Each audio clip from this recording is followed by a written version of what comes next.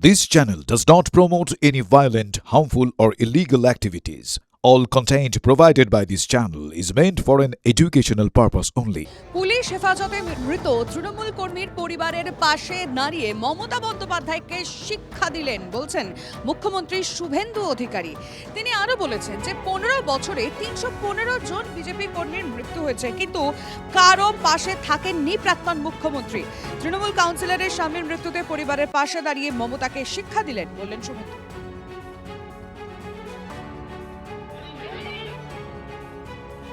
আপনার ওই পাথর টাথরের গল্প ওগুলো সব মানুষ দেখেছে। আমি আপনাকে পরামর্শ না দিয়ে অনুরোধ করব, আপনি কোথাও গেলে পুলিশকে টাইম নিয়ে জানিয়ে আসবেন। যতটুকু ব্যবস্থা করার পুলিশ করবে, আপনি যেখানে খুশি যেতে পারেন, কিন্তু আপনি 15 বছরে 315 জন বিজেপি কর্মীকে খুন করেছেন। আপনি কোথাও একবারও কোনো আপনার অপোজিট থটের লোকের বাড়িতে গিয়ে সহানুভূতি দেখিয়েছেন এ উদাহরণ নেই।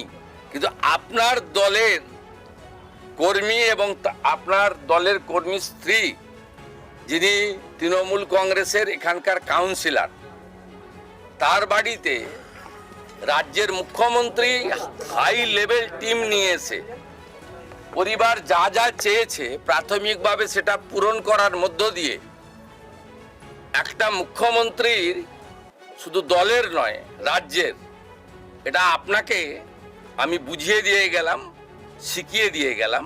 যেটা আপনি করতে পারেননি সেটা শুভেন্দু অধিকারী করার চেষ্টা করল।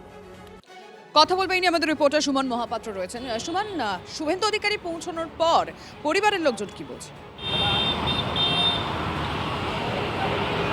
দেখো, পরিবারের লোকেরা যথেষ্ট সন্তুষ্ট এবং তারা যেটা বলেছেন যে তদন্তটা হওয়া খুব প্রয়োজন, এবং শুভেন্দু অধিকারী সেখানে পরিষ্কারভাবে জানিয়েছেন যে একেবারে জেলা শাসকের নেতৃত্বেই হাই পর্যায়ের তদন্ত হবে।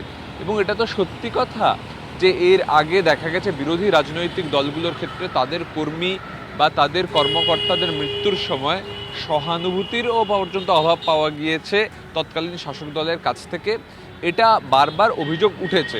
সেই জায়গায় বর্তমান মুখ্যমন্ত্রী শুভেন্দু অধিকারী তিনি একজন তৃণমূল কাউন্সিলরের বাড়িতে গিয়ে যেভাবে একটা পুরো টিম নিয়ে গিয়ে তদন্ত প্রক্রিয়ার আশ্বাস দিলেন, 10 লাখ টাকা তিনি দিয়েছেন যাতে বাচ্চারা ভালো করে পড়াশুনো করতে পারে, প্যারালালি একটা চাকরি পর্যন্ত তিনি অ্যাটেন্ডেন্টে দিয়েছেন। সেই জায়গায় কিন্তু কোথাও এটা একটা দৃষ্টান্ত স্থাপন করার চেষ্টা করছেন শুভেন্দু অধিকারী যে বিরোধী হলেই তাকে যে অচ্ছুত করে রাখতে হবে, বয়কট করে রাখতে হবে, তার ক্ষেত্রে লঘু হয়ে যাবে অপরাধটা, তা কিন্তু নয়। এই ধারা অব্যাহত থাকলে তা রাজ্যের সংস্কৃতির জন্য ভালো। একেবারে সময় নজর থাকবে। আমরা আরো একবার শুনবো শুভেন্দু অধিকারী কি বলেছেন। আপনার ওই পাথর টাথরের গল্প ওগুলো সব মানুষ দেখেছে। আমি আপনাকে পরামর্শ না দিয়ে অনুরোধ করব, আপনি কোথাও গেলে পুলিশকে টাইম নিয়ে জানিয়ে আসবেন। যতটুকু ব্যবস্থা করার পুলিশ করবে, আপনি যেখানে খুশি যেতে পারেন, কিন্তু আপনি 15 বছরে 315 জন বিজেপি কর্মীকে খুন করেছেন। আপনি কোথাও একবারও কোনো আপনার অপোজিট থটের লোকের বাড়িতে গিয়ে সহানুভূতি দেখিয়েছেন এ উদাহরণ নেই। কিন্তু আপনার দলের কর্মী এবং আপনার দলের কর্মী স্ত্রী, যিনি তৃণমূল কংগ্রেসের এখানকার কাউন্সিলর, তার বাড়িতে রাজ্যের মুখ্যমন্ত্রী হাই লেভেল টিম নিয়ে এসে পরিবার যা যা চেয়েছে প্রাথমিকভাবে সেটা পূরণ করার মধ্য দিয়ে একটা মুখ্যমন্ত্রীর, শুধু দলের নয় রাজ্যের, এটা আপনাকে আমি বুঝিয়ে দিয়ে গেলাম, শিখিয়ে দিয়ে গেলাম। যেটা আপনি করতে পারেননি সেটা শুভেন্দু অধিকারী করার চেষ্টা করল। এই মুহূর্তে আমরা টেলিফোন লাইনে যোগাযোগ করেছি রাজনৈতিক বিশ্লেষক শুভময় মৈত্রের সঙ্গে। শুভময় বাবু, শুভেন্দু অধিকারী হালিশহরে গেলেন, মৃত তৃণমূল কর্মীর পরিবারের পাশে দাঁড়ালেন এবং বেরিয়ে এটাও বললেন যে গত 15 বছরে 315 জন বিজেপি কর্মীর মৃত্যু হয়েছে, কিন্তু মুখ্যমন্ত্রী প্রাক্তন মুখ্যমন্ত্রীর কথা মনে করিয়ে দিয়ে বললেন যে তিনি কিন্তু কখনো যাননি, তিনি এটি শিক্ষা দিলেন। আপনি কিভাবে দেখছেন আজকের বিষয়টি? একেবারেই দেখুন, মুখ্যমন্ত্রী তো রাজ্যের, মুখ্যমন্ত্রী তো দলের নন। এবং শুভেন্দুবাবু যে কথাগুলো বললেন, মানে এই কথা একেবারে রাজনীতির পাঠ্য বই থেকে নেয়া। এবং তিনি গত 15 বছরের যে ইতিহাসের কথাও বলেছেন, সেই ইতিহাসের কথা দিয়েও তিনি একেবারেই ঠিক বলেছেন।